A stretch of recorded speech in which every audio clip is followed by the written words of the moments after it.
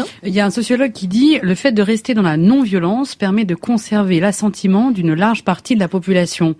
Mais vous semblez pas être complètement d'accord. C'est le fait, vous dites que si on reste dans la non-violence, ça risque de rester un peu tiède. Il faut passer à un niveau supérieur. Oui, la non-violence, ça n'existe pas. De toute façon, c'est la dernière partie de mon livre qui est sur la question de la violence. La non-violence, ça n'existe pas. Quand un mouvement se dit non-violent, en fait, ce qu'il veut dire, c'est qu'il laisse le monopole de la violence à l'État.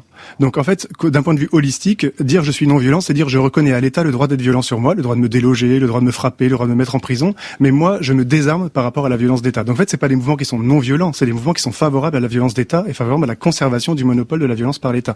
Donc, moi, je pense qu'au contraire, si jamais on veut s'armer par rapport à l'État, recourir à des formes d'action qui sont plus violentes est une chose importante, sachant que la grande problématique politique, c'est de ne pas se faire prendre par la répressive d'État. Et le problème d'un mouvement comme ça, c'est qu'il étant un peu civil, étant un peu docile, il fait tout à visage découvert, il fait tout en apparaissance, ce qui fait que la répression peut être forte. Et moi, je pense qu'on prend le système beaucoup plus fortement si jamais, au contraire, on se masque, si on agit de façon cachée, si on agit de façon dissimulée. Alors, c'est plus la désobéissance civile, parce que vous expliquez dans votre livre que la désobéissance civile, elle est publique. Moi, je pense que la désobéissance est un concept, je critique même l'idée de désobéissance. Ouais. Je pense que, là aussi, c'est une partie du livre, mais je dis que le concept de désobéissance est un concept légitimiste qui fait comme si, d'abord, nous devrions obéir et ensuite nous désobéissons. Et donc, en fait, paradoxalement, c'est une catégorie qui, normalement, doit nommer des actions subversives, mais qui, en fait, nous construit comme sujet soumis à l'État, comme si nous devrions quelque chose à l'État, comme si la loi nous engageait. Mais moi, je vois pas pourquoi la loi, la volonté de Macron qui se fait loi, la volonté de Sarkozy qui se fait loi, devrait m'engager. Je ne dois rien à elle. Donc, quand j'agis, je ne désobéis pas, j'affirme ma volonté,